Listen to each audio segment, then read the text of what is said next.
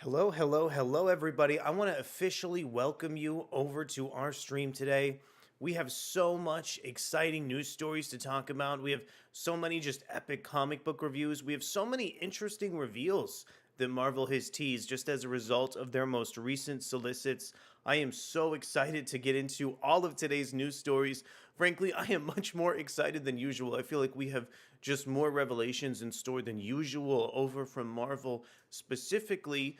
Plus, I think we're going to really dive into this tomorrow, but DC Comics just announced a brand new event. So we are going to be talking all about that storyline. I believe it's called Absolute Power over on the stream tomorrow. It's going to be a ton of fun. That one's coming in from like a huge fan favorite creative team of Mark Waid and Dan Mora. Okay, I want to talk a little bit about some of our recent DC Comics reviews. This week we had the chance to talk a little bit about Green Lantern War Journal issue 6. Geez, if you aren't reading that series, you owe it to yourself to go ahead and check it out. Even among the two Green Lantern books published by DC Comics on an ongoing basis, Green Lantern War Journal is nothing if not my favorite of the roster here. It's just the way that author Philip Kennedy Johnson is able to characterize the leading man of John Stewart alongside some of his other multiversal lanterns as they battle the Radiant Dead and Revenant Queen has been nothing short of thrilling. However, that series and that storyline was pretty long-winded, so it really does seem like the end of Green Lantern War Journal 6 is really going to move the really comic book as a whole forward into the next storyline. There was a really kind of surprise twist at the very, very end where John kind of warped out of frame here, and they were teasing some kind of mysterious connection towards John and some of the Dark Star characters. Man, I cannot recommend that comic book enough. Next to DC's Flash comic book series, I think those are probably my very two favorite ongoings right now. Elsewhere, we also had the chance to talk about Marvel's Ultimate Spider-Man. I'm so glad that there's so much just fantastic fan response over that review. I want to thank you, everybody here, for checking out the video and just kind of enjoying the content there. I had a bit of a spicy opinion compared to the rest of the comic book internet over on Ultimate Spider-Man, so I'm glad that everybody stuck around and was still interested in some of the things we had to say there. So overall, in terms of that Ultimate Spider-Man book, I do think that there's just this great kind of naturalistic tone of the series. I think the artwork from Marco Cicchetto is absolutely wonderful. I just don't quite understand why the characterization and really premise behind Peter Parker is kind of so pedestrian and played out across that series. In our full-length review for the issue, we spotlighted how this version of Peter Parker, very similar to the version of Peter Parker before that One More Day storyline that dissolved the marriage between Mary Jane and Peter Parker. Really interesting to draw some of those comparisons and see how that book continues to develop here. I'm telling you, I keep saying it in almost every single monthly review of this series. I just want some of those plot threads from Ultimate Invasion to head back in the book, and I would be a heck of a lot more interested in it. We're going to talk a little bit about Rise of the Powers of 10-2 as soon as the stream starts. In the meantime, I want to officially welcome you over to our stream today. My name is Arakko, and today we are going to be exploring Marvel Comics solicitations. I believe it's for the month of May here. This is going to be a little bit tricky over on our stream today. We previously talked about Marvel's Blood Hunt storyline, and we really covered so many of those event tie-ins, so we're not going to be going over those a second time. We also talked at length about all of Marvel's X-Men solicitations for May. May is the penultimate month of Krakoa. Most of the comic books in the X-Men line are actually winding down in May. And of course, in June, X-Men's From the Ashes reboot starts.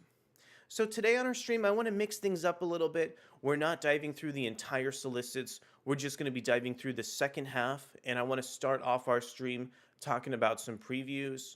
Before we do so, I just want to briefly cover the fact that we also had the chance to review Rise of the Powers of 10 issue 2 over on our channel. That issue was written over from Kieran Gillen, featuring art from R.B. Silva, and I just think it is a truly amazing comic book. Watching the X-Men, try and stop Enigma from going online as this sort of artificial intelligence is so kind of poignant to close out the Krakoan era, and just a really interesting commentary on how just technology is advancing in the midst of our modern era. The fact that X-Men was already kind of teeing up some of those plot threads even before AI became, such a big news story in our daily lives is such an interesting way for that book to just comment on, what's going on in the world around us. But that book just had so many characters. It just featured so many epic moments and just so many beautiful panels over from R.B. Silva.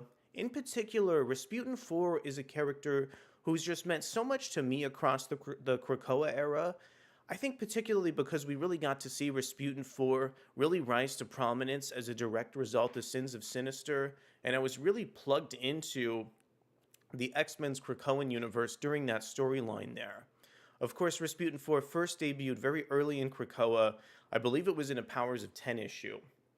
So really getting the chance to see her characterization after so much buildup was just incredibly poignant for me. And I just really think Kieran Gillen and Artist Silva did a wonderful job on that book. I've been reading some of Kieran Gillen's newsletter, and he's been talking about how he's leaving Marvel. I am just absolutely devastated. I feel like there is so much material he could bring to the X-Men's From the Ashes storyline, but I'm still happy that we got the chance to have Kieran Gillen come back to the X-Men to tell such an epic comic book story.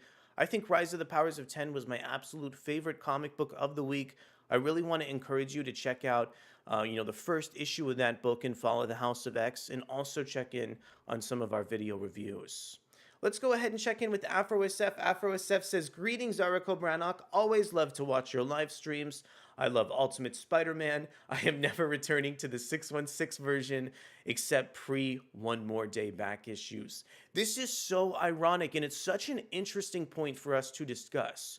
Right now, I am so invested in Marvel's core Spider-Man series. I think the Gang War has done a fantastic job shuffling the supporting cast of Spider-Man's main series to feature so many interesting, face-offs and team-ups across New York City.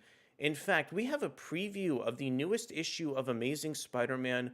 Why don't we head into this news article and I can talk a little bit about it and kind of pitch a little bit where we are in terms of Marvel's Gang War. Let's go ahead and kick our stream off right now with this awesome news article coming in from CBR's awesome Brian Cronin talking about the Amazing Spider-Man issue 44.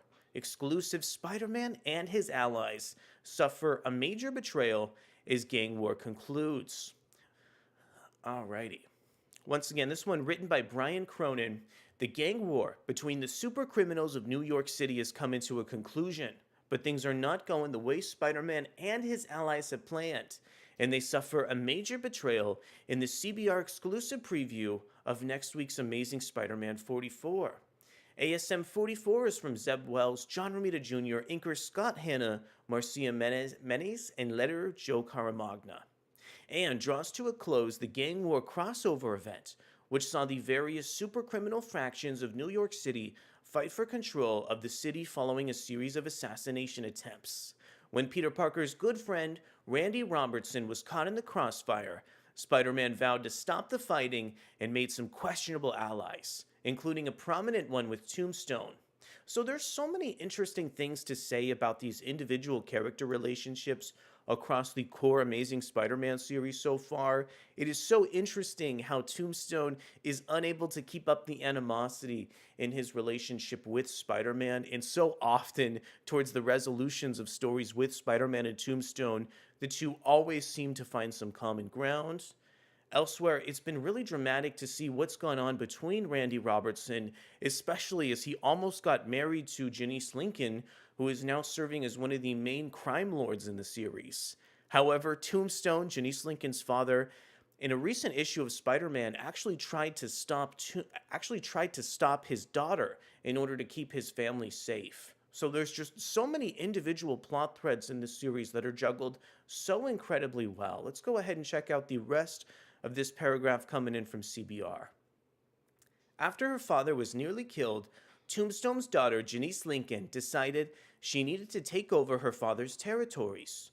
The war finally came down to the forces of the Beetle versus the forces of Madame Mask, who was also fighting to prove something to her father, Magiahead Count Nefaria.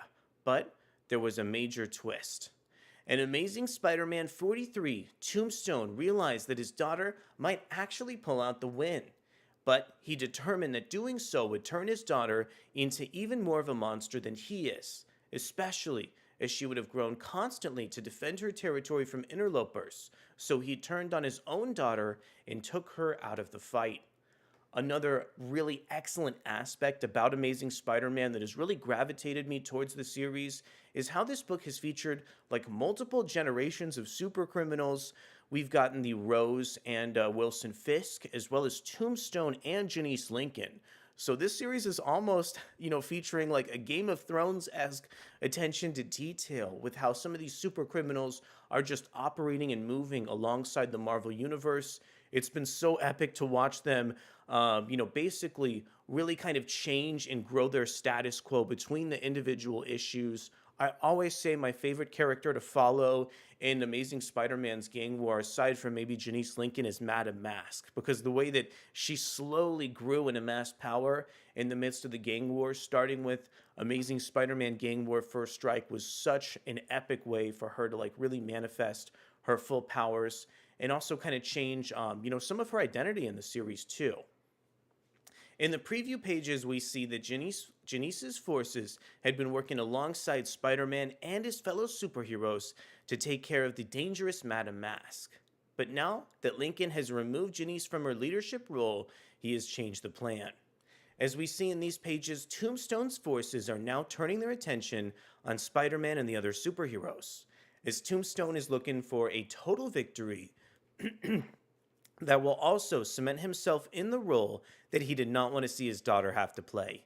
Some of Tombstone's soldiers, as we can see, are shocked by this turn of events, but they all go along with it as they know better than to cross with Tombstone.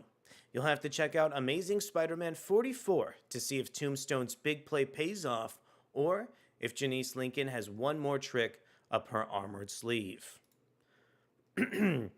So without further ado, let's go ahead and check out some of the actual preview pages within the series here. Once again, this is an issue illustrated by artist John Romita Jr. from The Amazing Spider-Man.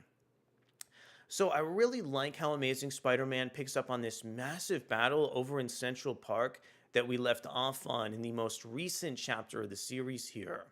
The way that Spider-Man is just battling across Madame Mask, which is juxtaposed by Spider-Man's really epic team made up of characters like Miles Morales and Spider-Woman, as well as She-Hulk. Just so epic to see realized on the page. I'm also really liking some of the colors featured alongside these preview pages as well. On the next page, we have some of Janice Lincoln's syndicate characters acknowledging that some of the plans have changed and that their leader is no longer to be found within some of these pages too. Want to go ahead and read some of Tombstone's dialogue on this third panel here. He says, "We helped Spider-Man win, and we're all going to lose. We're pulling out. I gave the word." Yeah, there's something really epic too about the way that John Romita Jr. is able to capture all these like disparate lines on Tombstone's face to just make him feel so weathered and just so old in terms of the other cast members across the Marvel Universe as well. Also, just the amount of characters that John Romita Jr. is able to squeeze into some of these panels filled with these big action poses is super epic. I don't always think John Romita Jr. is the best choice on Amazing Spider-Man, but his work over on the Gang War has been, I think, tremendous here. On this double-page spread, we just have so many epic panels from Tombstone. Towards the bottom of the page, he says, "You have trouble hearing? I gave the word." And then we see the other characters just reacting to Tombstone officially coming out and kind of building his weight or throwing his weight around across the Marvel Universe here too. We also have some of the other characters getting caught up and really trying to stop the rest of Spider-Man's supporting cast that are trying to stop the gang war as well. Okay, so that was a very brief look over at The Amazing Spider-Man issue 44. I'm still really excited about this series. Going into the gang war, I was really trepidatious. I'm not, the biggest fan of these really big gangster storylines, but I've just been really impressed by the way that Zeb Wells has been really carefully, displaying his supporting cast in new contexts that really fit the scope of this series and I think progress Amazing Spider-Man in a really interesting way. Taking Ginny Slinkin on a negative storyline that turned her back into the Beetle after her like disastrous fallout, during her like botched wedding in Amazing Spider-Man 31. Super epic way for this series to return to a plot thread. I could not be happier with Marvel's core Amazing Spider-Man series. And in some capacities, I think the way that this book is just plotted so carefully almost makes Ultimate Spider-Man just look a couple steps below it. But once again, here, that is just my opinion. Okay, we have so many epic Marvel comic book previews to go through, but we're going to start here by checking in with DC Comics' latest Flash series. This one has been amidst some of my favorite material over at the publisher. It's been so interesting to me to see how Wally West is managing all of these plot threads and some of his just really massive supporting cast across this book. I think author Cy Spurrier has done a wonderful job just really telling so many disparate storylines over for the main Flash series. Really watching some of these characters like the Uncoiled and the Stillness really create some antagonistic aspects of the narrative has been really enthralling. Plus, I love the way that Cy Spurrier has placed such a heavy emphasis on characters like Linda, as well as Wally's kids, like Irie and Jai within the narrative. Today, we're going to go ahead and check in on the latest issue of The Flash, really detailing what's next for the Flash family here. Wally and Linda are going to check back in on their relationship, and a little bit later within the scope of the issue, there may be some references to Jai as a couple of fallouts over from the previous issue of The Flash as well.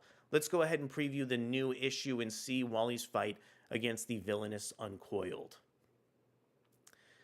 Want to extend a thank you to Adventures in Poor Taste and read our solicit on The Flash issue 6. The first arc of the critically acclaimed series concludes. After the shocking ending of last issue, Wally West's world has been completely upended, and as he quite literally is putting the pieces together, the Stillness's attempts to reach out to a higher power are answered.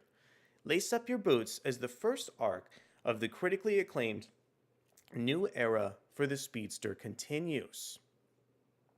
The Flash issue 6, written by Cy Spurrier, featuring art from Mike Deodato, colors by Trish Mulvihill, and letters by Hassan Otsman Elhau. Yeah, I've really been impressed by the way Cy Spurrier has been managing just the incredible artwork from Mike Deodato Jr. on The Flash 6. Deodato just implements like almost limitless panels over on the page to just build up so much momentum. In the first issue of The Flash, readers really got to check in on like the fractured psyche over from Linda, Wally's wife. Linda was just seemingly having all these issues brought on by the birth of her son, Wade. Linda really lost her speed powers as a result of the pregnancy and is just having a hard time coming to grips with this slower lifestyle that she's taken on. So in order to support her, Wally just brings her directly on her back and just takes her across the world on an activity date here, which sounds like a really kind of silly way to go on a date with your partner. But again, due to the fact that Linda has had such a big struggle with losing some of her powers, I think the way that this series has been able to detail her coming back to grips with some of her powers has just been super epic here. Also on the next page, we have some of these alien characters attacking London. We start the issue on such a grounded note with Wally and Linda catching back up on their relationship, and in the very next page, The Flash immediately just plunges into cosmic horror featuring aliens across the DC universe. I love the way that this book just has so many hidden agendas. At one point, it's really devoted to fleshing out the supporting cast of the Flash family, and on the very next page, we get just endless cosmic horror that this series is known for.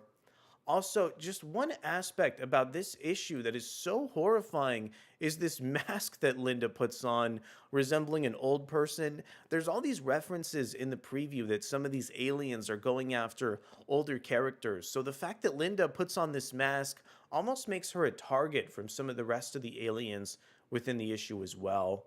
There's so many just weird individual plot details from Cy Spurrier that make this issue of The Flash feel so interesting.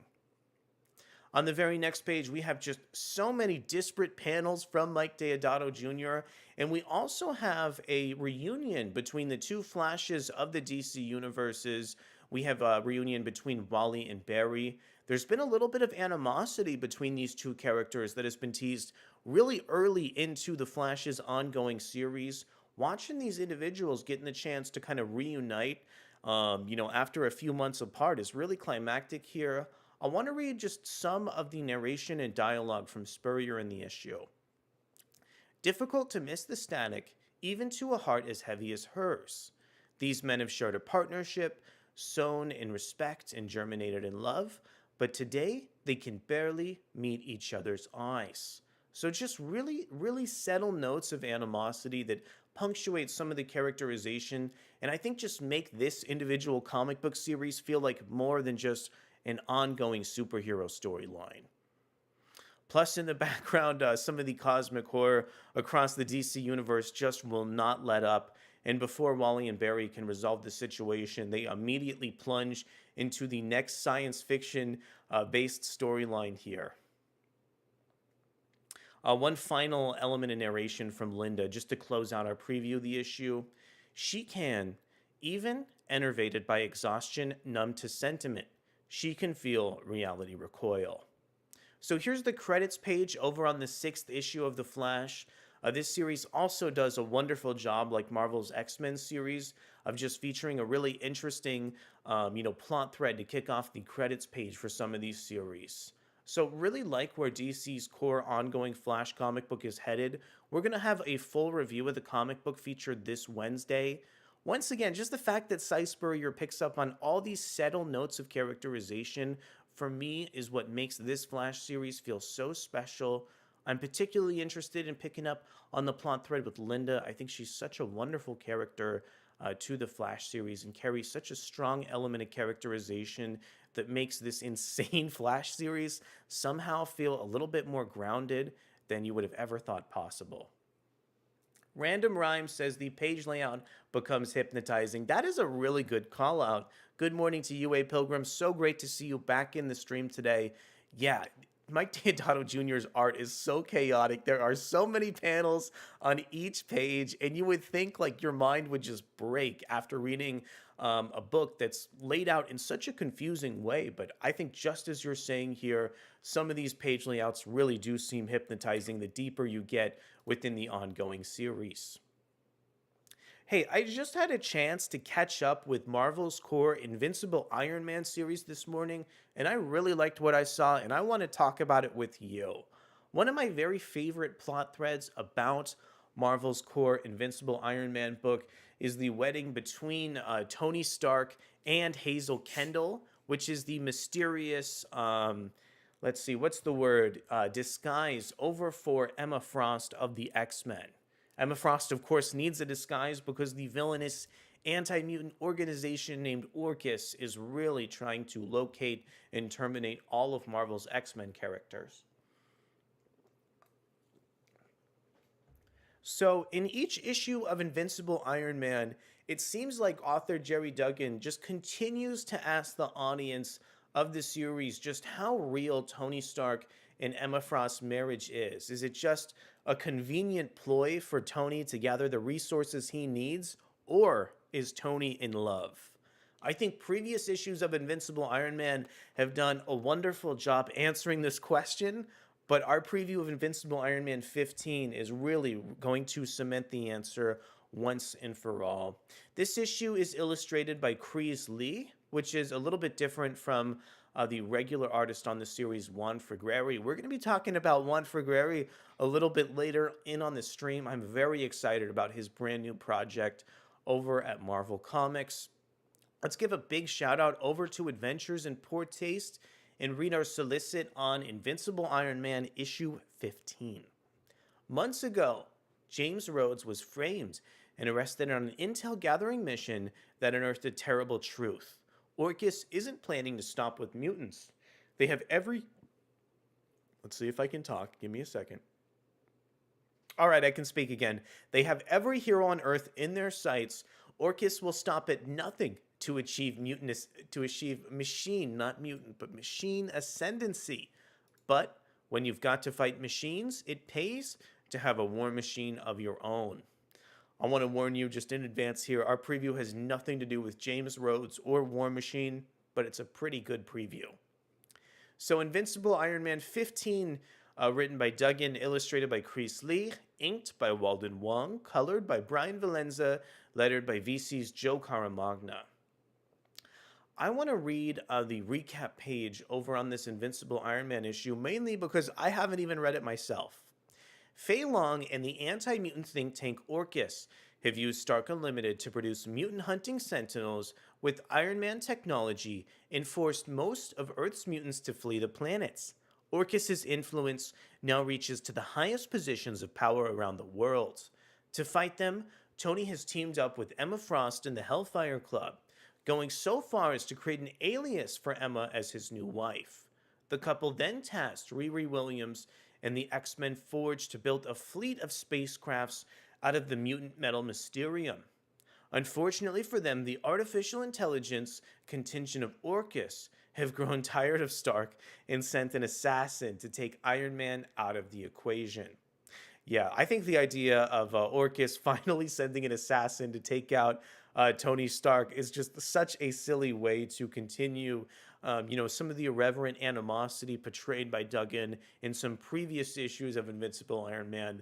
Tony has messed with Fei Long so much in this series, and due to the fact that he's like such a prominent force within Orcus, I just can't imagine how triggered he is right now by seeing just how fooled he was by Tony in the first place.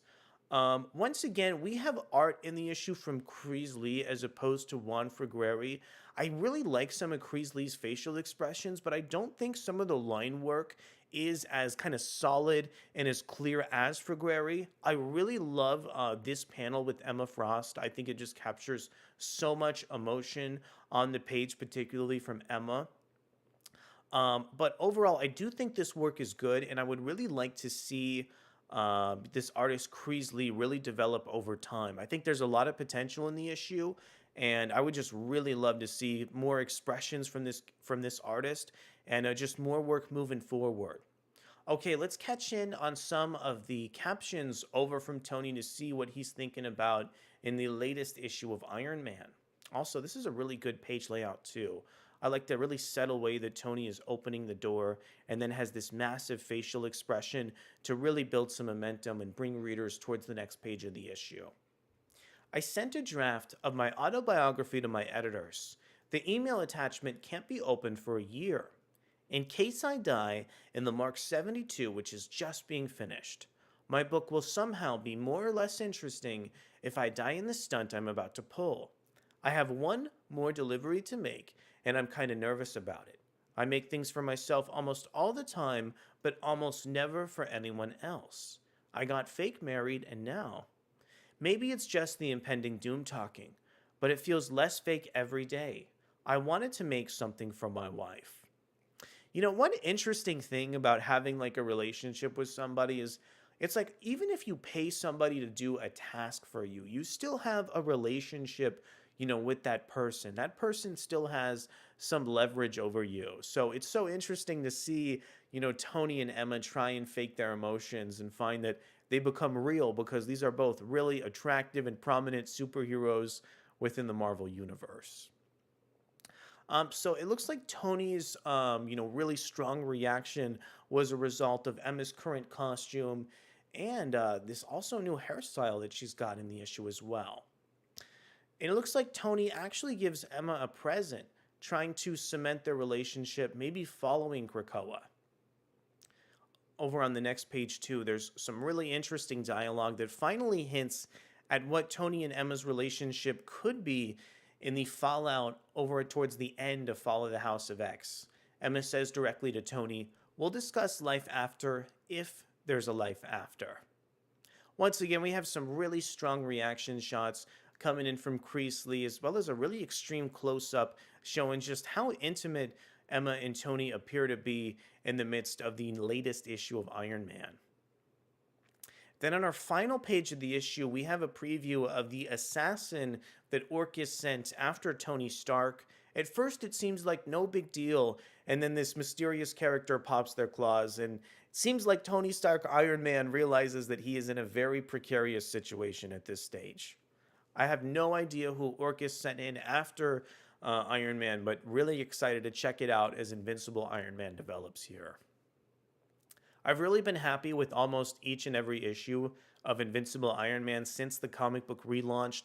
I think this title has been a wonderful sister book to so many of the X-Men series, and I'm just continually impressed with how Jerry Duggan has been able to utilize some of the plot threads with Iron Man to work so well with the X-Men franchise as a whole. Afro SF says, has Machine Man made an appearance during the Krakoan era? Orcus would want him. Yeah, I don't know off the top of my head. Let's see, what are we going to talk about next?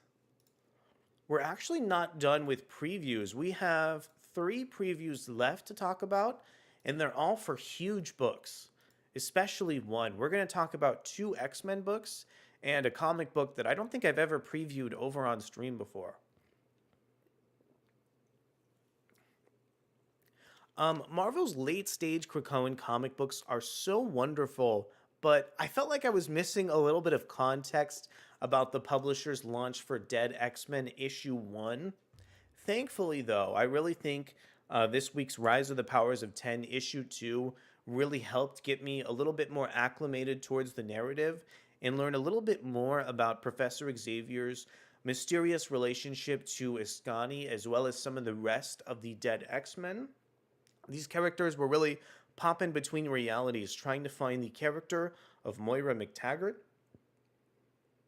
Their ultimate goal was to provide Professor Xavier with a mental map of Moira in order to stop the deadly Enigma virus within the Marvel Universe. So, really fascinating story idea and mission for the Dead X-Men.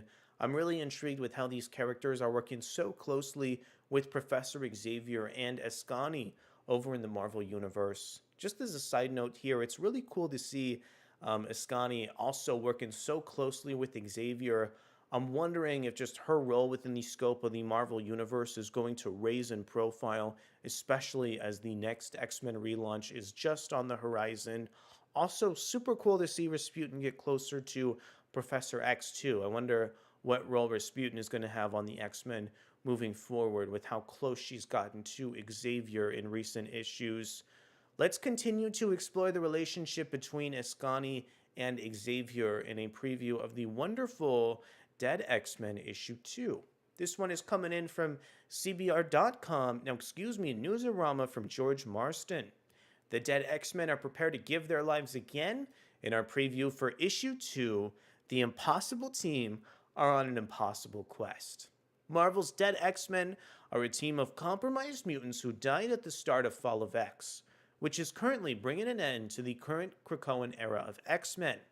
And with all of the mutant kind on the line, this team's task seems all but impossible, with the stakes raising even higher in Dead X-Men 2. So, what is their mission? The Dead X-Men are on the hunt for a version of Moira McTaggart from a timeline where they can take advantage of her mutant power to reset the timeline. In Dead X-Men 2, a hidden foe will get closer and closer to stopping them from completing their task. We got a preview of interior pages from Dead X-Men 2 from writer Steve Folks, artist Peter Nguyen, Guillermo Sana, and Bernard Chang, colorist Frank Martin, and letterer VC Corey Petit right here, in which the team resolves their own lives on the line to get the job done, even if it means they risk not being resurrected in the event of their own deaths. Check it out, along with the cover by Lucas Wernick. I just want to say very quickly, in terms of the artists Marvel assembled for Dead X-Men, it's always interesting how they shuffle between various artists across each of the individual issues. I really loved some of the final artwork from artist Vincenzo Carratù towards the end of Dead X-Men issue 1. Sadly, it looks like Carratù isn't returning for the second issue, but we also get just some really beautiful artwork from Bernard Chang, who's returning from the first issue. And I think Peter Nguyen and Guillermo Sana are also more stylized artists as well. So I think their pages are going to be really epic to behold. Our preview only features some Bernard Chang material, but I do think Bernard Chang is Just a wonderful artist, particularly with younger X-Men, and really captures the animosity and some of the paranoia that these dead X-Men feel really nicely. Also, I just really love the cover over from Lucas Wernick too. I think just across the Marvel universe, Lucas Wernick is one of my favorite X-Men artists. He's able to capture just so much detail in terms of the individual characters while drawing like such clear anatomy and body language for so many of the disparate characters. I think his covers on Dead X-Men 2 really illustrate a strong sense of focus that the book has as well. Of course, this series is also written by the excellent Steve Folks. Let's go ahead and preview the first page of the series here. So, in our first issue of Dead X-Men, some of our team members were able to locate a disparate version of Moira. And as they get plunged out of that reality, they meet back up with Ascani, who is actually projecting her head over in a waterfall from her location from the No Place X. Of course, these characters are currently in the Atlantic Krakoa, currently housed in the White Hot Room, which has the relationship to the Phoenix characters. So here, some of our Dead X-Men team members are talking about shifting the strategies a little bit, where instead of hopping between realities to locate Moira, they're actually thinking about going into some of Moira's past lives. So Dead X-Men really kind of completed their mission in the course of the first issue, and now in the second one they find an interesting new way to assist Professor Xavier. Really like this new costume design over for Ascani and some of the way that she's able to illustrate and define what the Dead X-Men are going to do here. I want to read over some of Ascani's dialogue. Prodigy, those are defunct realities. The engine timelines branch off from ours. Her past lives, even Xavier, only knows what Moira was willing to share about them. I don't know if it's possible to reach them, not even from outside time and space. So this is once again another page from Dead X-Men that features just so much narration, so much text and dialogue. Thankfully, though, I think it's really saved by some of Bernard Chang's incredibly expressive art. I think this pose that Ascani has taken on the first issue really immerses me in the narrative. And also, I really like this really kind of a strong facial expression that Prodigy has taken on this second panel in the issue, too. Finally, this really strong and assertive look that Dazzler gives on the final panel also makes me really interested in checking out the next page. Let's see here. This is our second to last page of the issue. And on this third panel, I think Prodigy gives a really interesting answer to why the Dead X-Men are also trying to go back in some of Moira's past lives as well. Prodigy says, this might be the only move we can make that the Dominion won't see coming. I can't feel a cannonball honest, and even if I could, we don't have time to spare. But it looks like in the middle of the Dead X-Men deciding their next move, they seemingly get attacked. No Place X is under assault again. It's now or never. Are we really doing this? As Ascani says to some of the Dead X-Men characters, I can't force anyone to join me. You don't have to. And then Jubilee makes just a big speech here stating, then what are we waiting for? Come on, Rachel. Let's pull off the impossible. And there we go. Here's our cover to Dead X-Men issue 2. I really like where we leave off with our team in terms of the preview. We were able to get through that big exposition sequence and see the brand new strategy for our team of Dead X-Men and some of their new attempts to help Professor Xavier really deactivate Menigma and potentially reset reality. So just really epic stuff over in our preview for the second issue. Hope you check it out, and we were going to have a full review over for this title very, very soon here. In fact, I don't think our epic previews are even done yet. Let's go ahead and check in on Marvel Comics' latest Carnage series. This comic book has been absolutely blowing my mind. I think just the brand new characterization for Flash Thompson as the Anti-Venom has been so much fun. Watching Cletus Cassidy learn about Flash Thompson and try and locate him has been thrilling. Also, couple days ago, I had the chance to check out Marvel's latest issue of Venom. Oh my God. You owe it to yourself to go back and check out what Marvel's doing with its symbiote line It is so groundbreaking.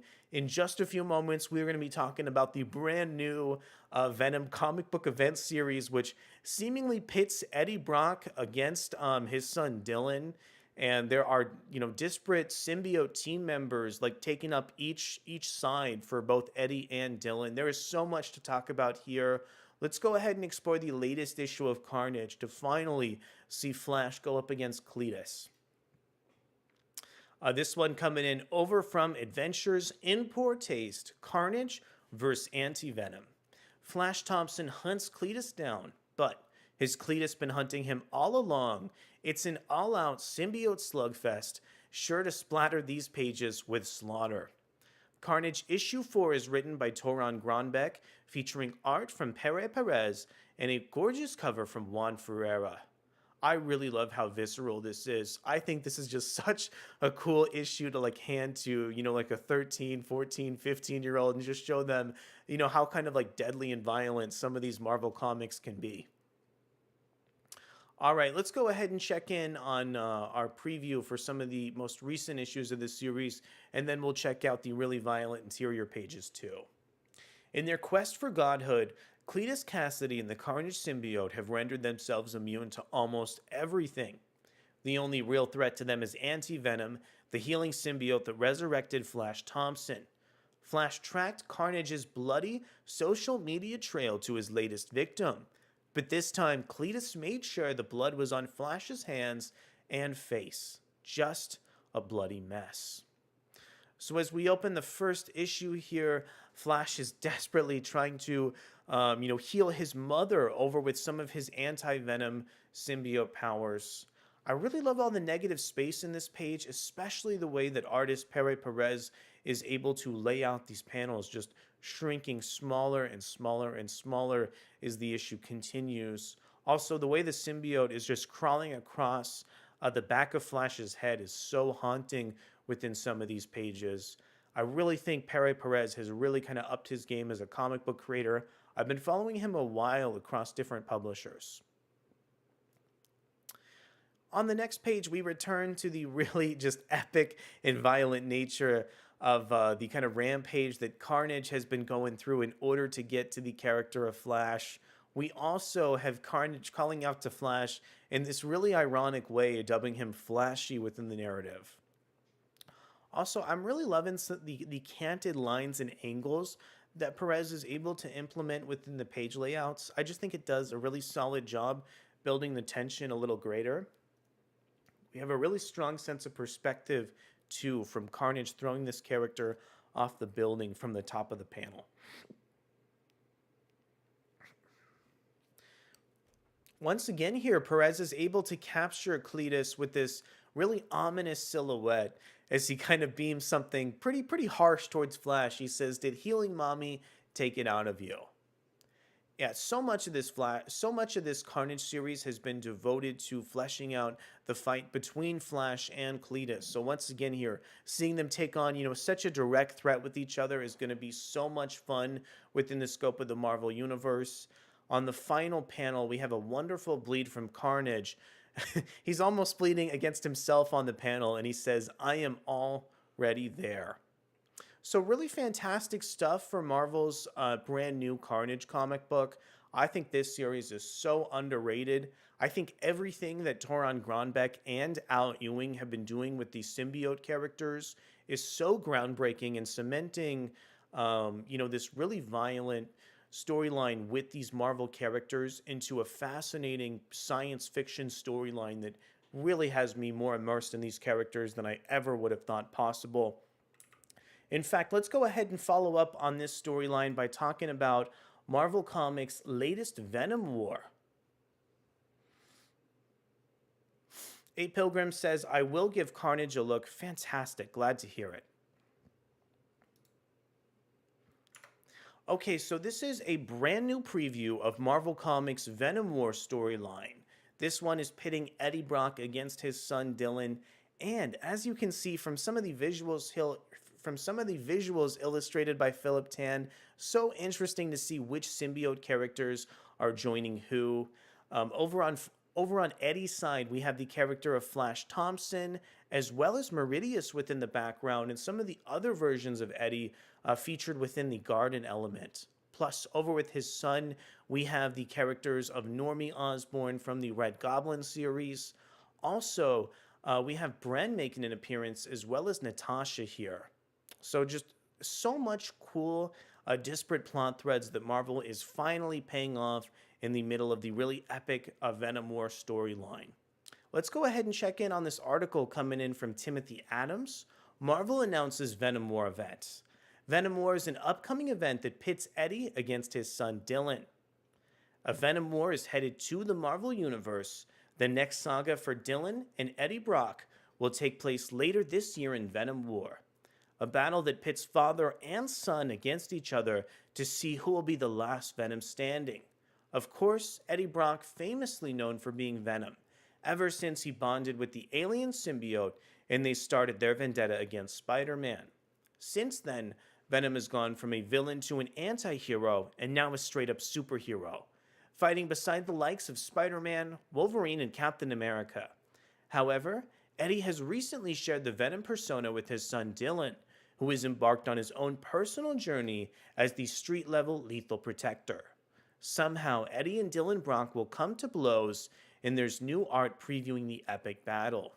Marvel released new teaser art for Venom War by Philip Tan, the artwork showing Eddie and Dylan as Venom, each leading their armies into a battle reminiscent of the other superhero showdown in Captain America's Civil War.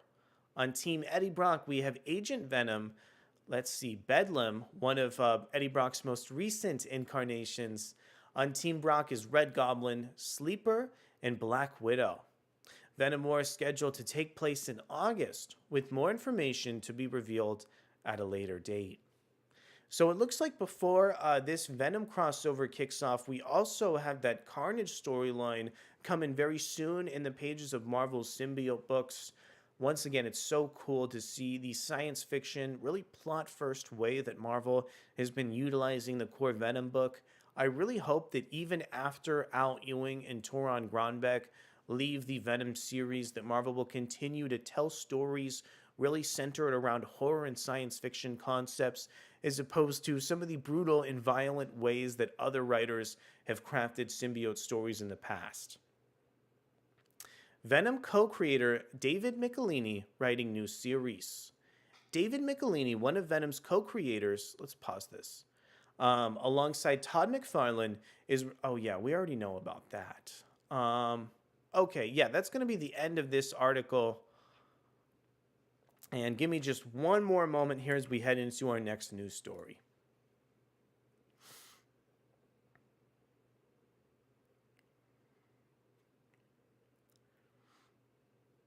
Okay, so this is going to be our very last preview today over on the stream. This is a book that I am very, very excited about, mainly probably for personal reasons here. Resurrection of Magneto is not only an extension of Al Ewing's epic X-Men Red series, but it's also a coda to the X-Men's Krakoan franchise, really exploring the new status quo and psychological elements of Magneto. Magneto was killed really just epically by Uranos, who has a relationship over to Thanos in the lead up to the Judgment Day storyline. And this was made even more epic by the fact that Magneto seemingly lost his will to live even before he formally died in that series. So today we're going to learn a little bit more about why Magneto is trying to come back to life, and just about what his new lease on life is, what some of his new psychological ambitions are, and just what's next for the X-Men of Storm and Magneto. Without further ado here, let's go ahead and check in on the wonderful Resurrection of Magneto 2, written by the wonderful Al Ewing and the epic Luciano Vecchio. The key, the secret. In the depths, Magneto was given a key by strange forces, and impossibly he holds it still. Now in death, Max Eisenhart judges his own life and counts the cost. Should he return to the world, can he allow Storm to bring him back? And what does the deep key unlock? So here's our first interior page over on Resurrection of Magneto 2. I really found this to be such a haunting illustration coming in from artist Luciano Vecchio. Also, the prose from Al Ewing are so wonderful and touch on so many overall themes from the series. It seems like this is a flashback where this character is introducing this mysterious key to Magneto. She says, "Fraud, liar, thief of life. Do you have any idea what you've done? I do. I do now." When I first saw this page, I almost thought that this was a tease of the summoner concept that Jonathan Hickman introduced.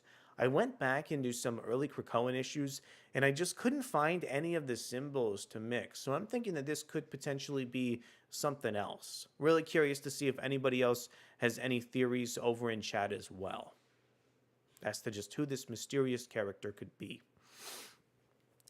Okay, and then we have our first panel with Magneto. This one is just a really bold panel here, illustrating Magneto with this interesting, like, undersea helmet.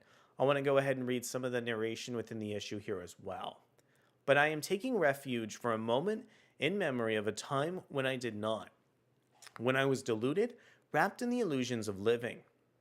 I recall entering the deep ocean with Namor by my side, an adventure as a payment for a small plot of land." I remember in some of our previous streams, somebody was shouting out how Namor wasn't featured very strongly in terms of the Krakoan saga, so we definitely have an appearance from Namor over in our second issue of Resurrection and Magneto 2. It looks like Magneto also takes on this mysterious key as well, which is kind of teased as having a really heavy omen or burden on the person who bears the key as well. Over on the next page, we really have Magneto looking over the key and thinking about some of the ramifications of it as well. He states, "He's giving me an island. That's thanks enough. What does this do?" The mysterious character in the background says, "It remains with you. Once you have it, you can never lose it, even in death until the day it is turned. All the same, keep guard of it, for it is the key to the door of judgment and purification." Magneto says, "The door out or the door in?" She says, "Turn it and see." Max's response, he says, "I did not. I placed that key in a pocket and never touched it more. But I still have it now. I feel its metal. I feel its weight. I am in the place of judgment, but I have not turned the key. And no matter the punishment, no matter what I've earned, I will not. I will not compromise for mere discomfort." Then on the final couple pages, we get a disparate tease at a seemingly gravestone and this really interesting element of violence as well that is just so cryptic and interesting to behold. I also think this layout from Luciano Vecchio is so incredibly epic and does a wonderful job building out all the tension with this mysterious status quo relating to Magneto. I also think that some of the pages towards the end of the first debut issue of Resurrection and Magneto were so epic, and this is a great way to follow up on just this really interesting storyline teasing the resurrection of one of Marvel's most prominent mutants ever. This is also serving as a swan song for Al Ewing in terms of the Marvel Universe. I think we've read ad nauseum about the fact that both he and Gillen are sadly planning on leaving the X-Men office following the Krakoan era at Marvel. Afro SF says, "Because of your reviews, I plan to get the trades of X-Men Red and Resurrection and Magneto. You make it sound like a Storm solo series disguised as an X-Men book." Afro SF, that's pretty much what it is. Yeah, I think that's totally fair.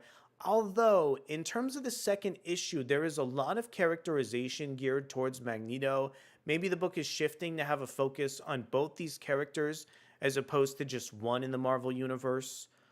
Still, I do think this is probably one of the strongest series across the Krakoan line, right next to Rise of the Powers of 10.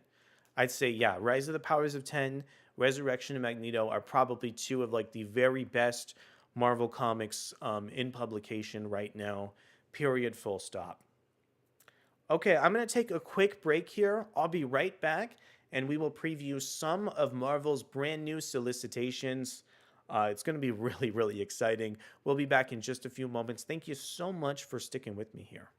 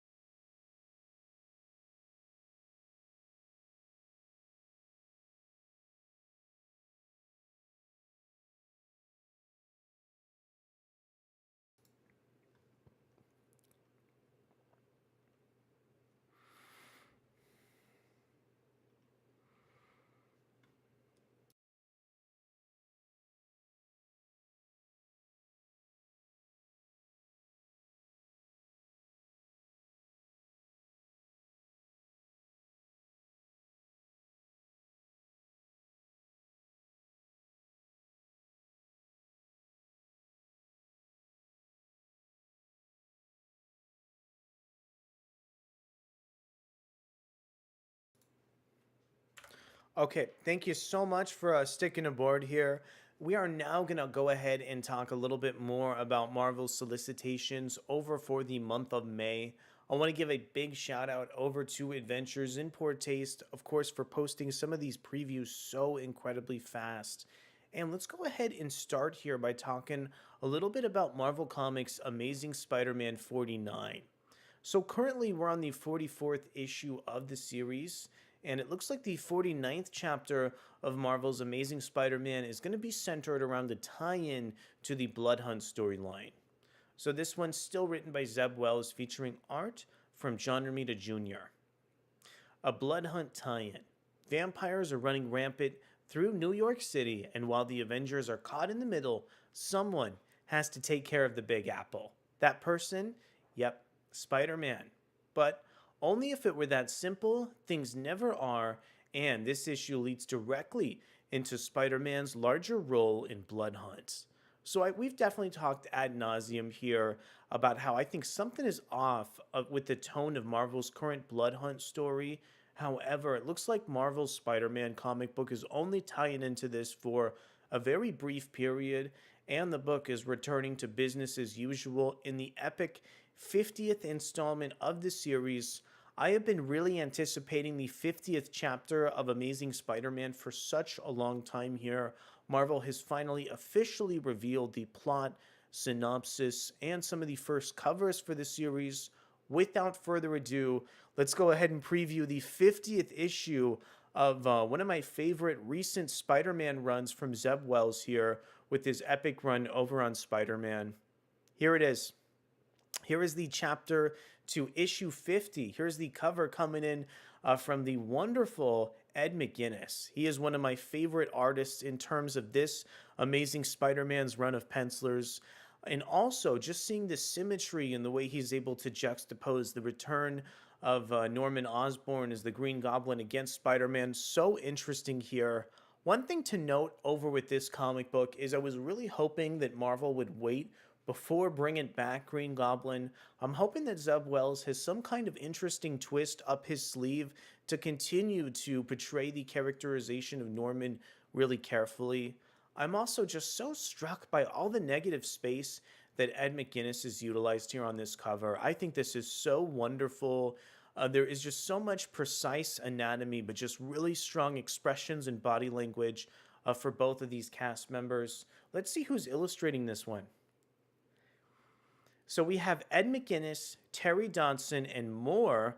And it looks like in terms of the writers on the creative team, we have Zeb Wells, Marv Wolfman, and Nikesh Shukla. All right, let's go ahead and check out the solicit here. Guess who's back? The Green Goblin returns in this landmark and massive issue of Amazing Spider-Man that boasts not only a double-sized main story, but some instant Spider-Man classics by legends and legends to be. The sins of Norman Osborn have found their way home, and Norman shows his true color, green. But is it truly that simple? Spidey and Goblin's brutal fight is one for the ages, and you won't want to miss the ending. Plus, Marv Wolfman returns to Spider-Man, Nikesh Shukla tells a story that will stay with you for a long time, and more. So this one is clocking in at 80 pages, and it's going to be no cheaper than $9.99. An incredibly expensive anniversary issue coming in from Marvel here. Another thing to note as I go back and give a little bit of retrospective towards what Zeb Wells has accomplished on Spider-Man, he has really rocked some of these anniversary issues on comic books that have like a lot of anticipation.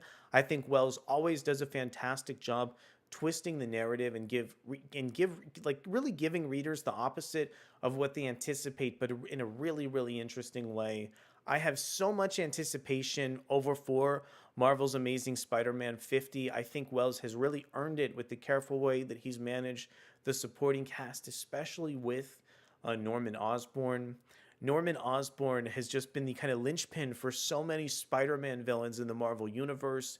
He's recently turned into a good character, and so many of Spider-Man's villains, like Kraven the Hunter, have repeatedly tried to turn Norman back into a villain. But even though Craven's attempts were unsuccessful, it looks like some other force has managed to return some of Norman's sins and put him back on the side of villainy here. Okay, let's go ahead and preview our latest issue as well of Ultimate Black Panther. We've talked about this in the past as well. This issue still coming in from Brian Hill, featuring art and cover by Stefano Caselli. With T'Challa missing and presumed dead, Wakanda needs a new leader. Shuri wants war against Ra and Khonshu more than T'Challa ever did, but at what cost? Meanwhile, Black Panther must learn from his new allies, the Freedom Fighters, Killmonger, and Storm. One of the most interesting plot threads currently spinning in Marvel's Ultimate Black Panther is what's going on with these Freedom Fighters of Killmonger and Storm. Plus, the villainous forces of Moon Knight, being Ra and Khonshu, are also just incredibly epic antagonists within the background of this series. Currently, with Ultimate Black Panther, I still think that T'Challa's vision of the Ultimate Marvel universe is too similar to Marvel's core universe, and just some of these aspects still feel a little bit too similar in terms of Black Panther. I'm still really interested to see if Brian Hill, as a writer, is going to be able to stretch this out and feature some more interesting elements that can mix up and make Black Panther feel a little bit more different and special from the core Marvel universe. Okay, let's go ahead and check out chat as well. A Pilgrim says, let's see, the sea creature is from giant-sized X-Men Magneto. Namor and Magneto go undersea, and that creature is locked behind a giant symbol of old kings of Atlantis. Magneto tricks one of the Atlanteans to save Namor. Magneto is asked to choose the spiral or the stone, but chooses neither and wins the key from the witch, Queen of Atlantis. Magneto wins this sea island that Emma Frost wants for her palace. A Pilgrim, thank you so much for the call out. I'm going to go back, do some research, figure out exactly where that came from before the issue hits stores this Wednesday. Before we move on from Ultimate Black Panther, I want to quickly say that Stefano Caselli is a wonderful creator.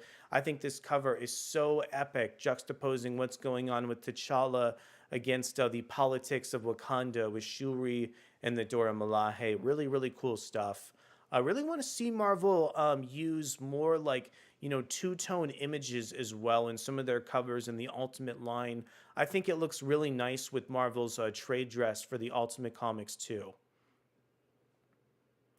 Okay, now we have the 5th issue of Ultimate Spider-Man. We've also previewed this.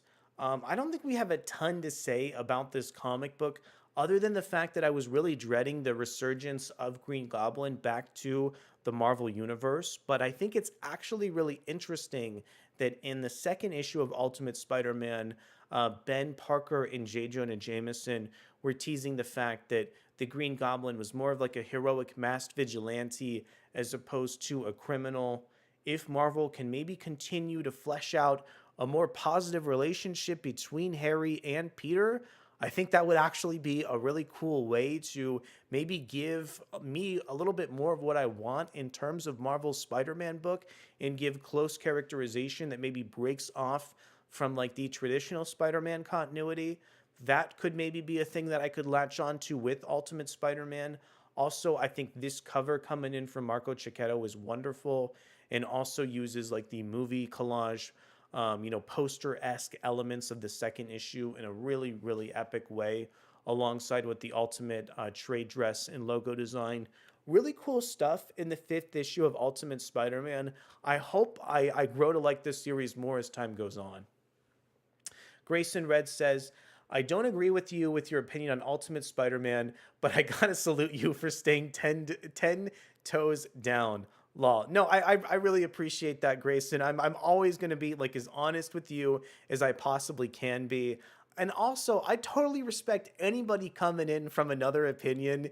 If anybody has anything else to say besides what I do about the characterization, I sure would be interested to see, what everybody else has to say. It's just so funny. I don't think anybody agrees with me that the main Spider-Man book is better than Ultimate Spider-Man, but I'm glad to be the one person on the internet who has this interesting opinion. And I'll shout it from the rooftops until you're tired of hearing it. All right. Thankfully, though, I think we are all excited about Ultimate X-Men. This is the third issue of the series. I think we've also seen this cover, but isn't it beautiful? This series is written and illustrated, and the cover is also illustrated by the incredibly talented Peach Momoko. The mysterious Maystorm revealed. Maystorm's origin, Mei Igarashi, was a regular girl until she discovered her unusual abilities and her hair changed from brown to white. Ooh, I didn't know that. I didn't know about that. That's really cool. And how she came to idolize a mysterious freedom fighter in Africa who also harnesses the power of storm. So many other of these so many of these other Ultimate Comics series have been too familiar for me. So the fact that this series is not only set in Japan, but is also going to introduce more elements of Africa, makes me feel so much less hesitant towards Ultimate X-Men than any of the other Ultimate comic books in the line, maybe aside from the main Ultimates book, which we are hopefully going to be covering soon on this stream. If that issue isn't featured in the solicits, I'll bring up a news story in just a few moments here. AfroSF says, can't wait for Ultimate Black Panther 2. You are right. Wakanda is basically pre-Fantastic Four 52 era set in the Ultimate Universe. I mean, I also think I'm right. But if Brian Hill can maybe build like a more solid foundation on top of that, we could definitely get something more interesting in the Ultimate Universe. Also, like, I feel like if we just do a little bit more with Ra and Khonshu and establish them as more interesting and like palpable villains, that book could be good. I'm not saying Ultimate Spider-Man and Ultimate Black Panther are terrible comics. I'm saying that these books are probably like maybe 6 or 7 out of 10 and need more plot threads. Eventually, you know, if these creative teams stick with these books and if they're able to maybe flesh out more plot threads, I think we could be in a totally different direction in 2 or 3 months with the Ultimate Universe.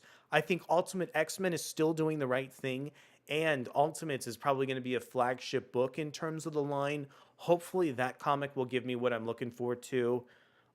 We've teased that comic book ad nauseum. Give me 1 second. I'm going to reset a little bit, and then we're going to talk about that brand new Ultimates book.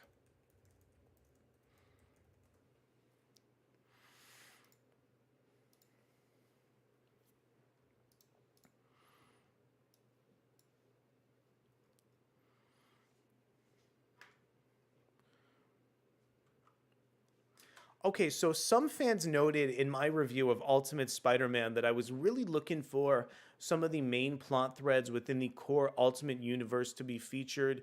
Thankfully, Marvel just announced formally a brand new Ultimate series that is going to feature so many of those plot threads I'm looking for from Ultimate Invasion in one place. We have Iron Lad, Sif, Captain America, Thor, and the brand new Doom characters spinning out of a brand new launch. This is a brand new Ultimate series featuring a really epic creative team of writer Dennis Camp and artist Juan Frigeri. We have a really epic new article coming in from Marvel.com. This one was published just 2 days ago on February 22nd. The Ultimate Universe's mightiest heroes assemble in Ultimates 1. Spinning out of Jonathan Hickman and Stefano Caselli's Ultimate Universe 1. Dennis Camp and Juan Frigeri's Ultimates launches in June. Man, June is going to be such a big month at Marvel. I am so incredibly hyped for this series. And we have the brand new X-Men launch just on the horizon that month. Oh my goodness. Plus, we are also going to get the final issue of Krakoa in June as well, with that really big issue of X-Men that Marvel's been teasing. Directly spinning out of the very foundation for the new Ultimate line, Jonathan Hickman and Stefano Caselli's Ultimate Universe 1. Ultimates will be written by Dennis Camp, known for his thought-provoking and socially relevant work on titles like Children of the Vault, 20th Century Men, and drawn by rising superstar Juan Frigeri, known for his acclaimed work on Invincible Iron Man. The series will introduce the all-new superhero team that will usher in the next chapter of bold storytelling within the all-new Ultimate Universe. Months ago, Tony Stark sent Peter Parker a radioactive spider to set him back on the course to become Spider-Man. Since then, Iron Lad, Captain America, Doom, Thor, and Sif have begun to do the same for the other lost heroes, building a network of superpower heroes hungry for change. Now they must band together to destroy the Maker's Council and restore the freedom to a world ruled from the shadows. Yeah, this is absolutely what I'm looking for. I think the Maker was a shocking antagonist in the pages of Ultimate Invasion. Also, the secret rulers of the world that showed up in comic books like Ultimate Universe and a recent issue of Ultimate Spider-Man have been so epic and interesting too. Especially the fact that the new Captain Britain is a villain here. Random Rhyme, I also agree with you in the description of this comic and dubbing my anticipation. I would also describe it as yum. The new Ultimates line is the most exciting superhero comics event in years, and it's humbling to be a part of it. I mean, I don't know if I would say it's the most exciting superhero comics event in years. I still think the end of the Krakoan era is probably more epic to me as a reader, but this is pretty freaking good if I'm going to be honest. We are reinventing these classic characters and archetypes to be as surprising and vital as when they were first introduced. Our Ultimates is an evolution of not just the Avengers, but of the whole superhero team concept. From the grand and operatic to the small and personal, the Ultimates will feel like no Avengers or Ultimates comic ever before. That's our ambition anyway. Tune in to find out if we succeed. I want to take a step back here, just like this article is doing, and analyze some of the other Ultimate series and just talk a little bit about what they were about. In 2002, Mark Millar and Brian Hitch's mega influential Ultimate series recognized the superhero epic, and its impact is still felt today. Yeah, we actually had a stream way back when where me and Key Braddock were able to take a look at Mark Millar and Brian Hitch's Ultimate comic books just in anticipation of the new Ultimate line launching. Yeah, going back and checking out the Ultimates 1 and 2 series was so interesting. It was interesting to see just how much inspiration the MCU has taken from those comic books, as well as seeing some of the ways that Mark Millar was able to craft the narrative and just introduce like so much animosity in some of the character relationships within some of those series. I really hope that Dennis Camp is going to be able to tone down those elements of shock value as he takes on his Ultimate series. And I hope this book kind of reflects the tone of Jonathan Hickman's Ultimate Comics Ultimates book, which pit the Maker against some of those Ultimate characters. I love that comic book series. I think it is a little bit hard to follow in some instances, but I still think that there is so much epic buildup to this brand new launch of the line, and I hope that all that material is really strongly referenced within the background of the main Ultimates book. Now, 20 years later, Camp and Figueroa return the Ultimates to greatness with a modern take for a new world and new generation of readers. On a personal note, my first big break in comics was winning the Millar World Talent Competition, so there's a strange, sweet mystery to taking on the title Mark and Brian pioneered 20 years ago. We're doing everything we can to live up to the Ultimates name and the high bar set by Jonathan, Marco Cicchetto, and all the Ultimate creative teams so far. This issue is on sale early in June as of June 5th, featuring writing from Dennis Camp, art by Juan Figueroa, and a cover by Dyke Ruan.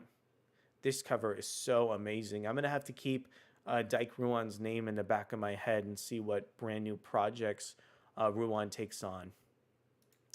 Yeah, I could not be happier. I could not be happier about this announcement. I feel like the creative team of Dennis Camp and Juan Figueroa is so cool. This brand new team that they're taking on is super interesting.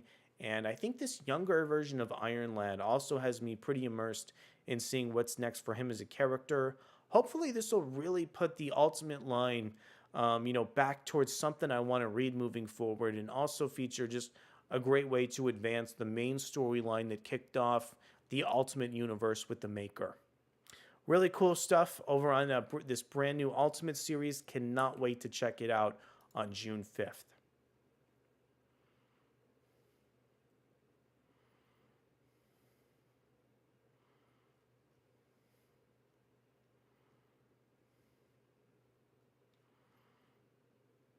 Okay, I'm just going to take a few moments and check in on where we're going to pick up with Marvel Solicits.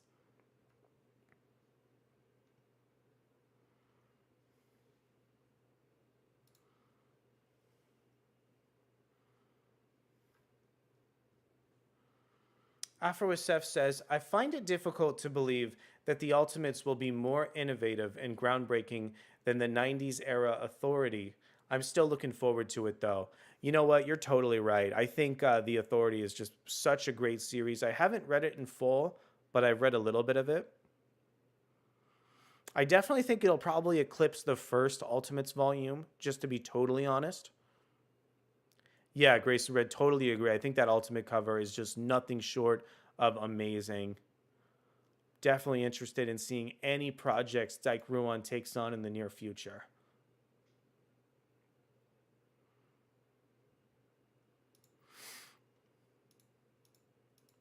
Okay, we have two final stories that we're going to talk about, and then everything else we're going to save for tomorrow. These are both some really big X-Men news stories. Okay. So Marvel Comics recently announced a brand new giant-sized comic book. This was really tucked in the back of Marvel Solicits, and it's a brand new series featuring none other than Angel himself. So this one is coming in over from comicbook.com, written by Jamie Lovett. Marvel announces giant-size X-Men. Angel will take on new villain Maze in May's giant-size X-Men 1. The Krakoan age of the X-Men begins wrapping up in May, and that includes this era's final installment of giant-size X-Men. Giant-size X-Men 1 will focus on the Angel and introduce a brand new X-Men villain to the Marvel Universe. This one for me is a really big deal because we have yet another Marvel legacy creator telling a brand new story set in Marvel's current continuity. Very, very excited to see writer Ann Nocenti on board this brand new story over for Angel in the Marvel Universe. Nocenti wrote the new story in Giant Size X-Men 1 with artwork by Lee Ferguson. This issue pairs a new story set in the present day of the Marvel Universe, in which Warren Worthington III encounters an unfamiliar villain with a reprint of Mark Gruenwald, Ralph Macchio, and Ron Wilson's Angel and the Thing team-up story from Marvel 2-in-168. Hitch's cover for the issue can be found below. Here's Marvel's synopsis for the Nocenti story. A mysterious card has lured the dashing Warren Worthington III, Angel of the X-Men, to quiet a New York City street, where he will undergo a torturous trial unlike any he's ever faced before. A brand new villain has it out for mutant kind and aims to start it by knocking Angel out of the sky. Doing an X-Men tale set in the past is intriguing in that the story can drill deeper into a missed moment behind the scenes, between the scenes extra real, says Nocenti, whose recent Marvel Comics work includes such behind-the-scenes stories published in X-Men Legends in the recent Storm series. For those stories, you can give fans a deeper dive into an X-Men historical insight. That said, it feels great to write a present-day tale. On taking on Angel, an often overlooked character in the X-Men roster, despite being one of the founding 5 X-Men, Nocenti says, when editor Annalise Bliss first called me, many of the X-Men were too busy or unavailable. We joked about Angel and how Warren, perhaps because of his background of extreme wealth and privilege, gives him a clueless arrogance that was not popular with X-Men fans. So it became a fun challenge for me to take on. I had done a short Angel story with David Mazzucchelli and Al Milgram's Marvel Fanfare long ago, And I loved how he focused on what an angel represents. In that story, this beautiful angelic look inspires a frightened lady to finally leave her house. That got me thinking of a game all the X-Men would play, a game that would dig deeper into a character's evolution and mythical symbolism in a fun way. Finally, Nascenti commented on Maze, a new villain she's introducing in the issue. Nascenti finally revealed where she drew inspiration for the character who assaults Angel's mind as much as his body. An idea popped into my head that was inspired by those 90s mind games like EST and the Forum. Sensory deprivation weekends, which promised enlightenment. So I thought, what if Arcade had an apprentice who designed her own idea of a murder world? Only instead of a slaughter trap, she offers a way out. You simply had to tell the truth about yourself and you escaped the trap. Maze's game is called Truth or Die, and Lee Ferguson did a cool pop art design for her. The question is, can Angel see the truth of who he is in time to avoid a bad fate? We designed the story so readers can play along, wondering how truthful they are about themselves. Giant Size X-Men goes on sale May 8th, and here is the solicitation for the issue. A mysterious card has lured the dashing Warren Worthington III, Angel of the X-Men, to a quiet New York City street where he will undergo a torturous trial unlike any he's faced ever before. Once again, here the issue is written by Nascenti, featuring art from Lee Ferguson, and we have a cover for this series illustrated by Marvel Comics Ultimate Legend Brian Hitch. We also have some gorgeous variant covers over from, it looks like Javier Guerin, as well as Phil Noto. Just featuring such an epic image over for Angel. Angel has gone through so many interesting moments within continuity, especially stemming from Rick Remender's work on X-Force. So really interesting to see Marvel utilizing some legacy creators for a brand new X-Men project. I think some of these covers are so fascinating and play on Angel's history in such an engaging way here. And also, I think it's really important for one of the founding members of the X-Men to have a really strong storyline in some of the final days of Krakoa as well. So really happy for the direction that Marvel is kind of featuring and putting some of their creators towards the X-Men franchise right now, and think that this should be a really fantastic comic book set to explore Angel in a lot of context. And let's talk about another really mysterious, brand new Marvel X-Men comic book. Let's see if I can find it in some of Marvel's solicits here.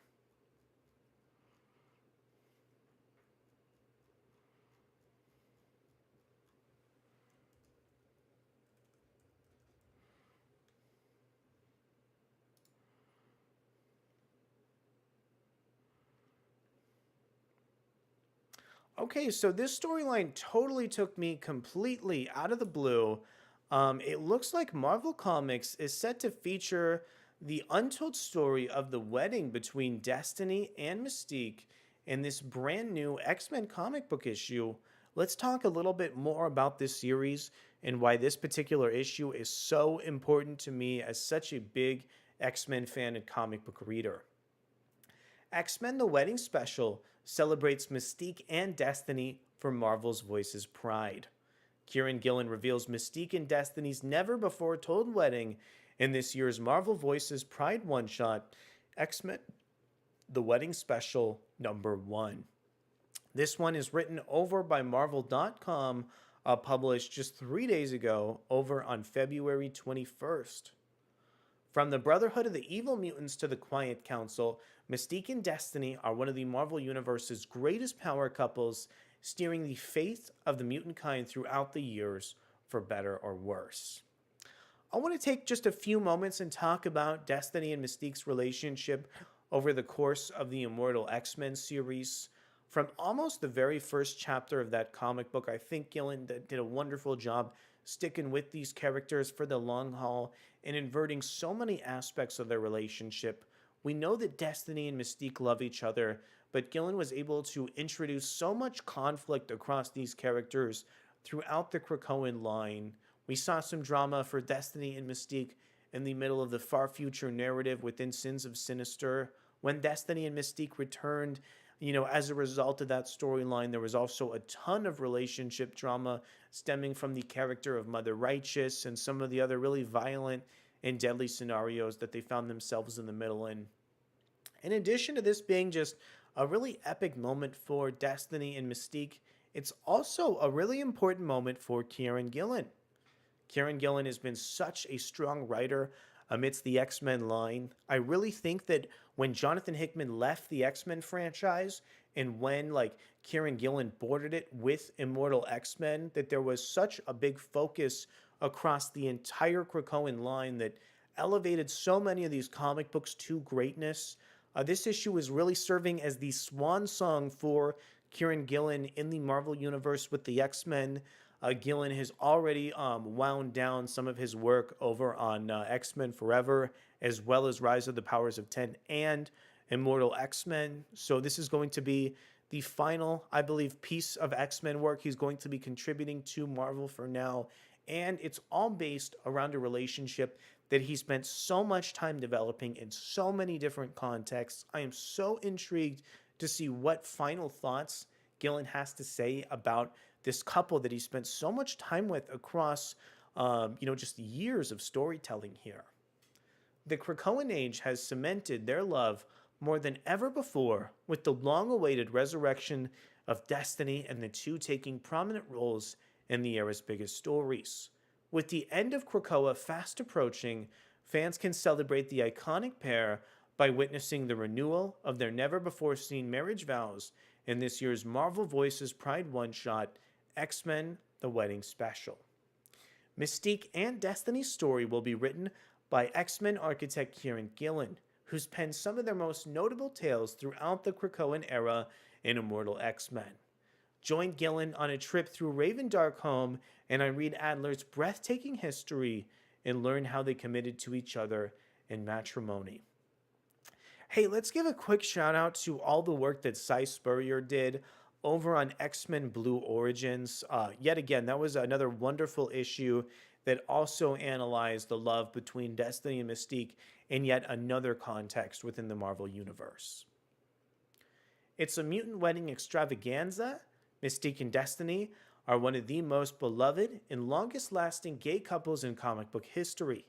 Together for over 100 years, the pair secretly married during their decades-long romance. See the event and renewal of those vows for the first time on the page. This year, Marvel Voices Pride makes history with Marvel's first woman-to-woman wedding. And with a couple as complex as these two, there's a lot more to the story. In the classic tradition of Fantastic Four Annual 3 and X-Men 30, this anthology will be a must-read for every comics fan. We promise party crashing, villainy, romance, and so much more. They've been through hell, mainly at my pen. Finally giving these two a happy day. How can I say no, Gillen shared. X-Men The Wedding Special, Issue 1, written by Kieran Gillen, Teenie Howard, Tate Bromball, Wyatt Kennedy, featuring art by to-be-announced artists. And we have a cover from Marvel Stormbreaker Jan Bazaldua. Holy crap, look at that cover. That is absolutely amazing. So many disparate X-Men characters in the background. Just this really beautiful ice display carved by Iceman. So epic. As well as Destiny's dress, too. Yeah, this couple really has been through it during the Krakoan era. Seeing Kieran Gillen give them a happy day really towards the end of the X-Men's Krakoan era is really beautiful here. Also, that Russell Dauterman cover is nothing short of amazing. So many of these characters are so cool, from Nico to America, Black Cat, Hercules, and Iceman hanging out together. So excited for X-Men The Wedding Special. Okay, I think we're going to go ahead and check out X-Men Monday and close out our stream for the day.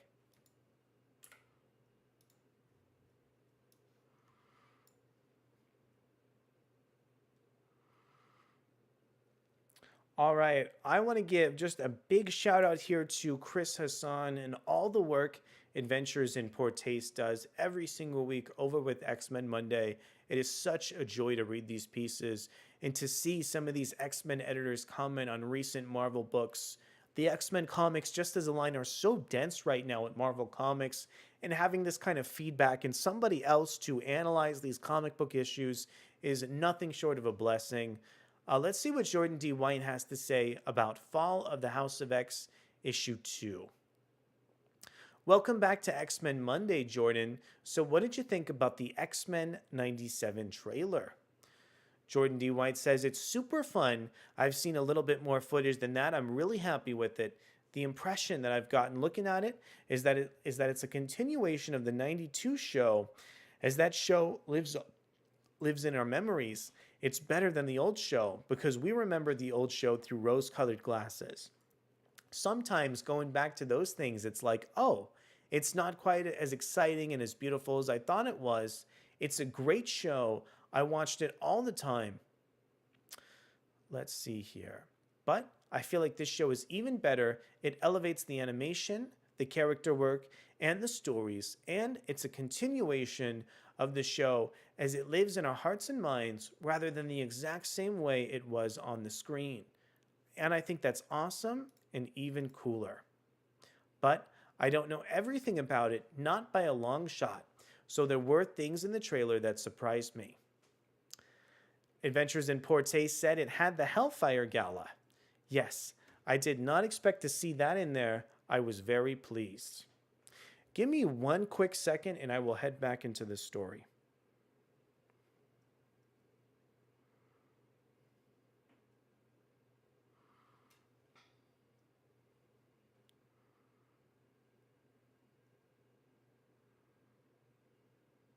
Okay.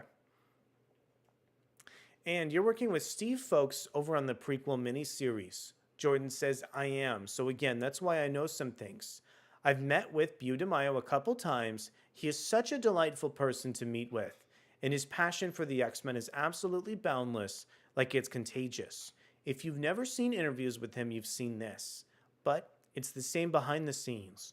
He loves everything about X-Men and loves celebrating it. It's been a joy to work on that with him. I'm actually sending the first issue of the press today.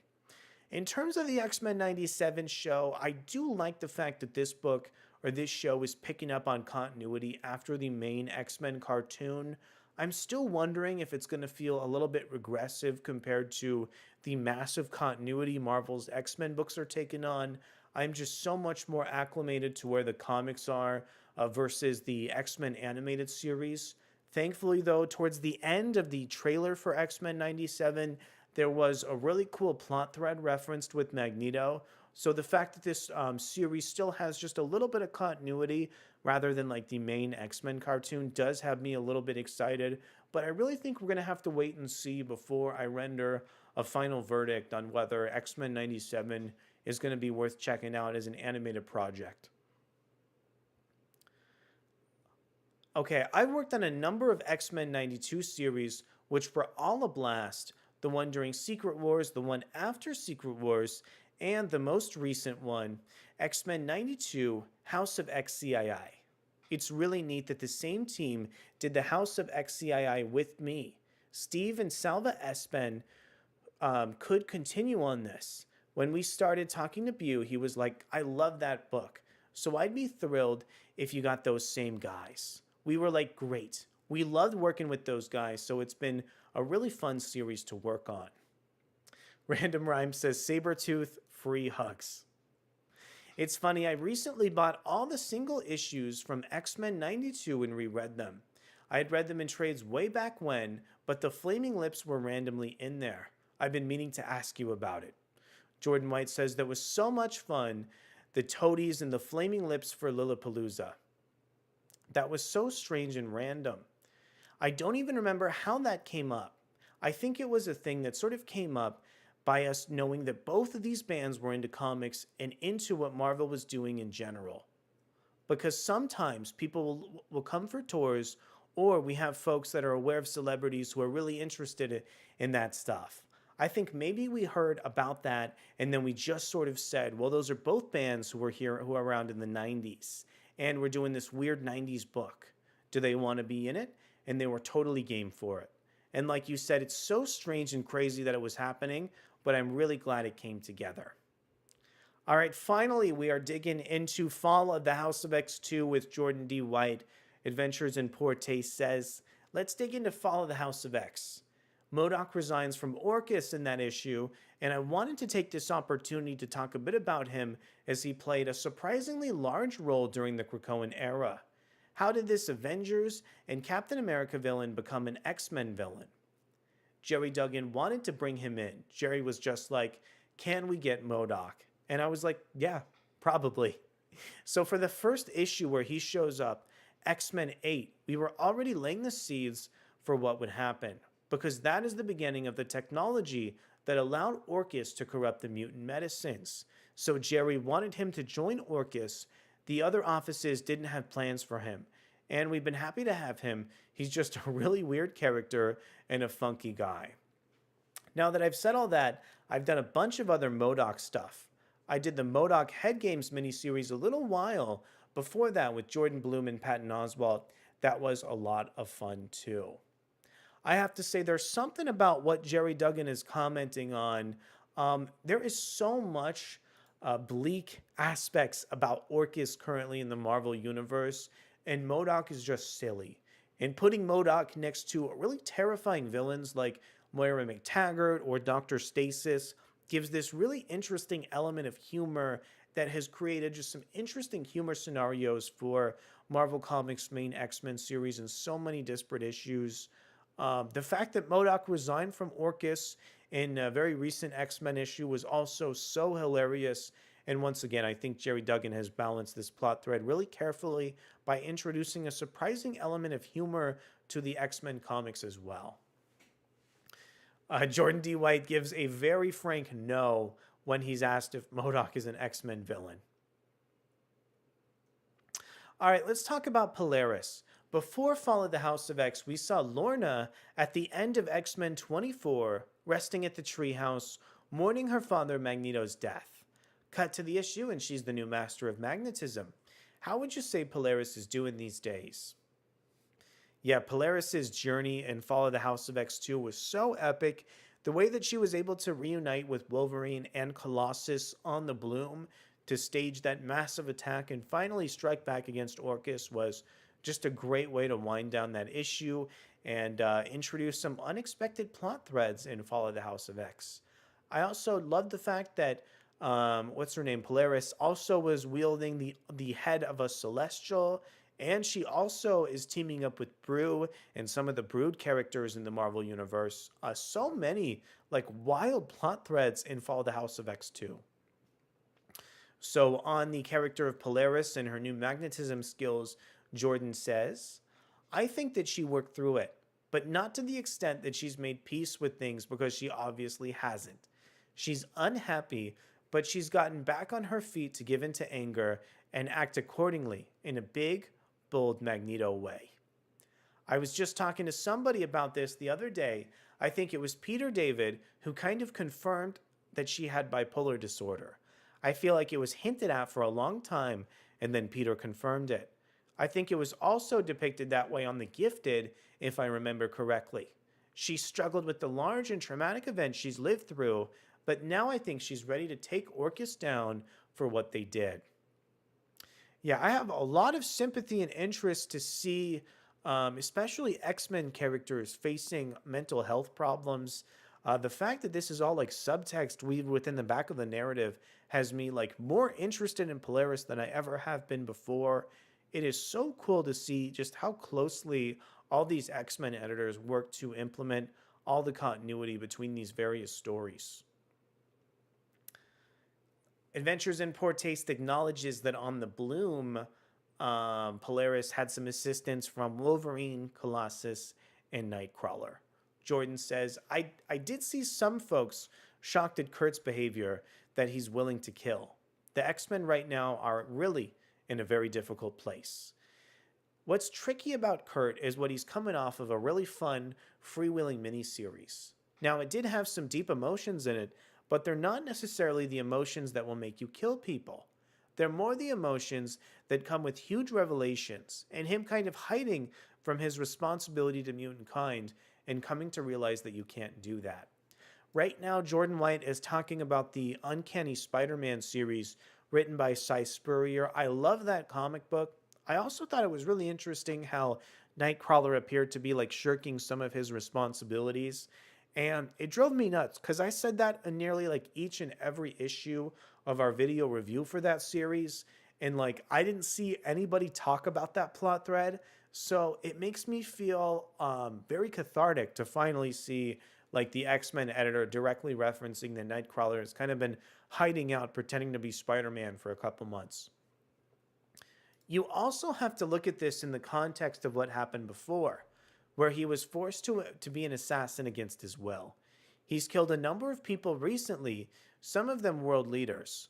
Control was taken away from him, then he was hiding from the fact that the entirety of Krakoa was taken away from mutant kind. You know, I give so much praise to Marvel as a whole for their characterization, but I really don't think that Jordan White was able to make sense of Nightcrawler's sudden justification to kill these Orcus agents, especially after he's coming off of such like a strong religious backdrop too. Most of mutant kind was lost, and it's unclear at this moment whether they know they're alive or not. So I do think it's understandable that this is wartime for the X-Men. This isn't just supervillains time. This is wartime, and it's kind of ugly. We see Synch in a battle briefly, but I feel like we should also touch on the recent and heartbreaking end to the longest romance in X-Men history. What can you share about Talon's demise? Is she really gone forever? I was really impressed by how Jerry Duggan was able to balance and manage the plot thread from Synch and Talon in a recent issue of the core X-Men series.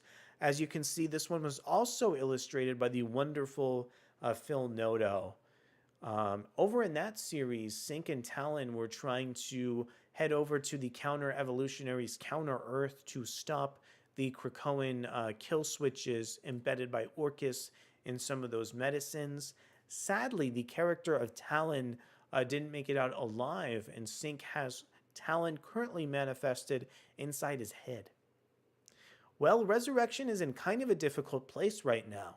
They have put the five back together in the White Hot Room, but they're also in the White Hot Room, so how exactly does that work? In addition, there was a lot of ambiguity about who was allowed to come back in situations like this. So, I think that for now, that seems to be the end of Talon, which is a bummer. But what's interesting about that question is that the real Laura?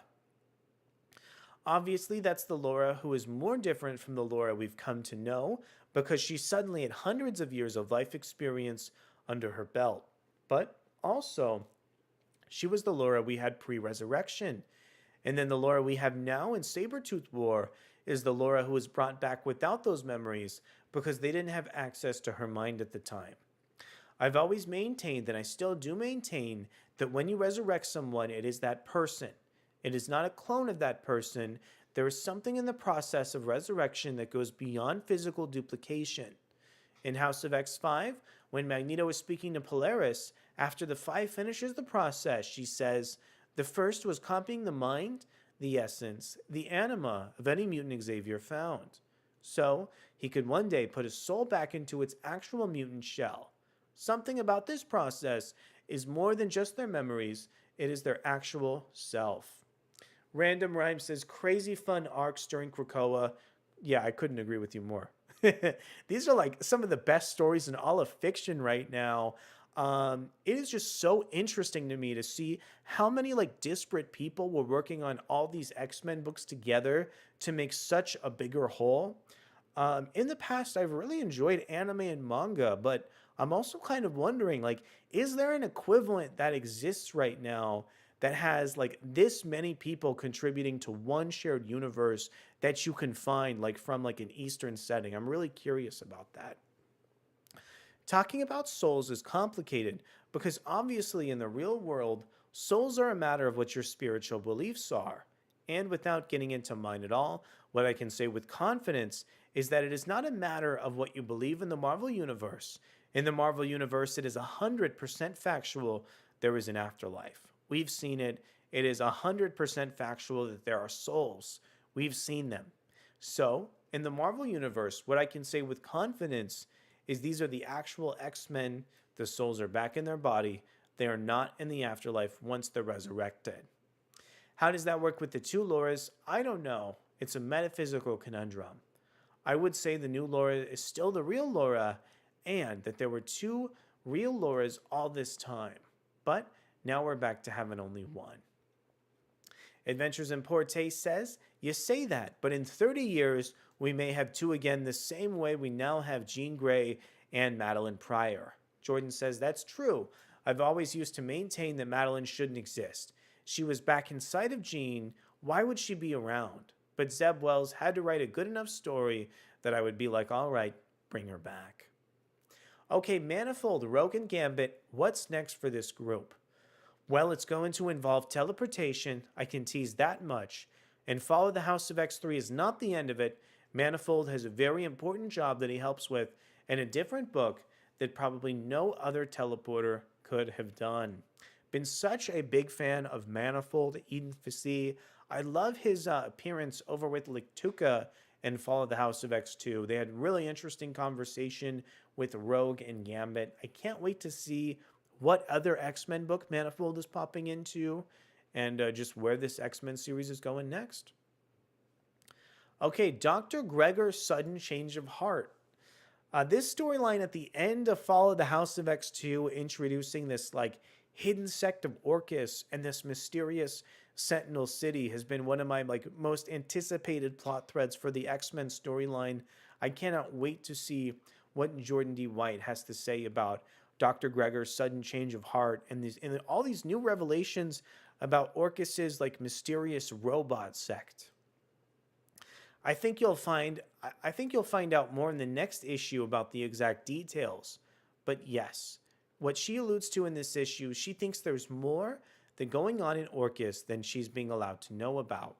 And readers know that's accurate. Cyclops alluded to it in the previous issue where he was with Dr. Gregor and Omega Sentinel. What was their real plan? Because I think he has a little sense of something being off. It sounds like either she picked up on that or perhaps she knows something about what we have led to learn. She says, tell me, what do you know about Sentinel City? That's a very good question. Okay, massive props to Adventures in Poor Taste for actually asking Jordan D. White, what is Sentinel City? White says, let's see, Adventures in Poor Taste. What do you know about Sentinel City? White says, all sorts. I know all sorts about Sentinel City. AIPT, have you been? Is it nice? Jordan D. White says, yeah, it's beautiful. This time of year especially.